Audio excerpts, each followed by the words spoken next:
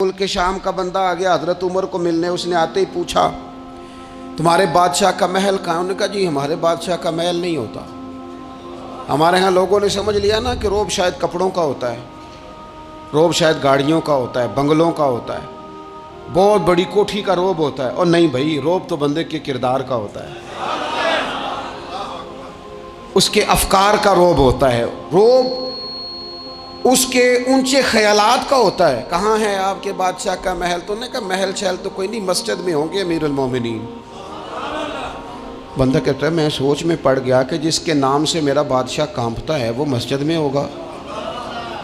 Gunman ही कोई नहीं, हटो बचो ही कोई नहीं, इधर उधर ही कोई नहीं, पहरेदार ही कोई नहीं। मस्जिद में जाके पूछा जनाब उमर, कहने लगे इधर ही थे।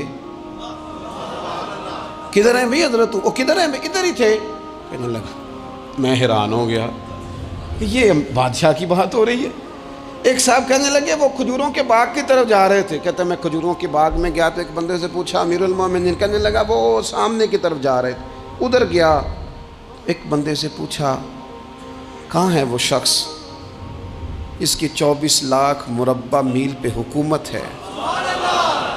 कहाँ है वो शख्स जो मदीने में बैठ के नारा लगाता है तो कैसर किसरा कांप जाते हैं।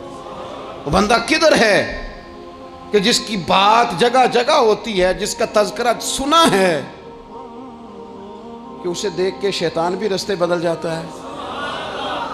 उन्होंने कहा वो देख रहे हो खजूर के दरख्त के नीचे कुएं के साथ मिट्टी का ढेला तकिए की जगह रख के वो जो तामत बांधे कुर्ता पहने सोया है वही तो फारूक आजम है।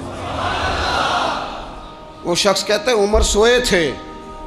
शेर सोया भी हो तो उसका रोब होता है। शेर जो होता है, शेर कभी सो भी जाए ना तो लोग फिर भी खौफ खाते हैं और उसके जागने का खौफ खाते हैं कि ये कहीं जाग ना जाए। शेर जो हुआ, कहते हैं हजरत उमर सोए थे पर मैं करीब गया तो मेरे वजूद पे रोब तारी हो गया, रोब।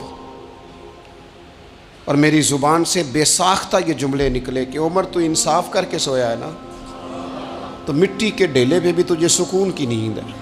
खुददारी, वकार, इज्जत